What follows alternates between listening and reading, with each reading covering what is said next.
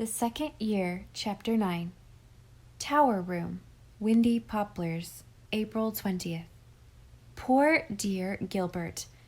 I said of laughter, it is mad, and of mirth, what doeth it? I'm afraid I'll turn gray young. I'm afraid I'll end up in the poorhouse.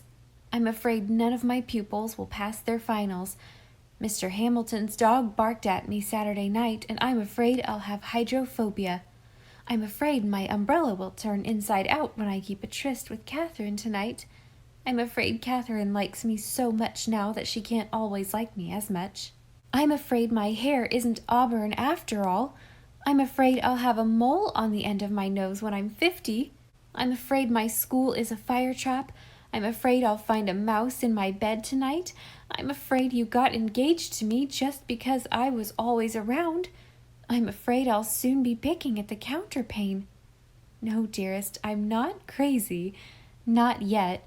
It's only that Cousin Ernestine Bugle is catching. I know now why Rebecca Dew has always called her Miss Much Afraid. The poor soul has borrowed so much trouble. She must be hopelessly in debt to fate. There are so many Bugles in the world.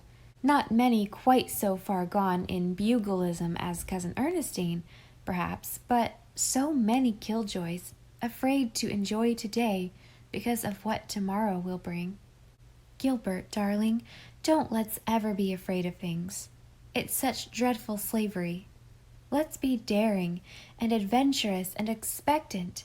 Let's dance to meet life and all it can bring to us, even if it brings scads of trouble and typhoid and twins. Today has been a day dropped out of June into April. The snow is all gone, and the fawn meadows and golden hills just sing of spring. I know I heard Pan piping in the little green hollow in my maple bush, and my storm king was bannered with the airiest of purple hazes. We've had a great deal of rain lately, and I've loved sitting in my tower in the still, wet hours of the spring twilights.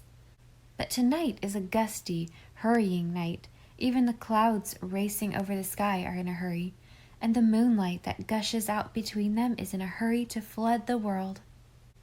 Suppose, Gilbert, we were walking hand in hand down one of the long roads in Avonlea tonight. Gilbert, I'm afraid I'm scandalously in love with you. You don't think it's irreverent, do you? But then you're not a minister.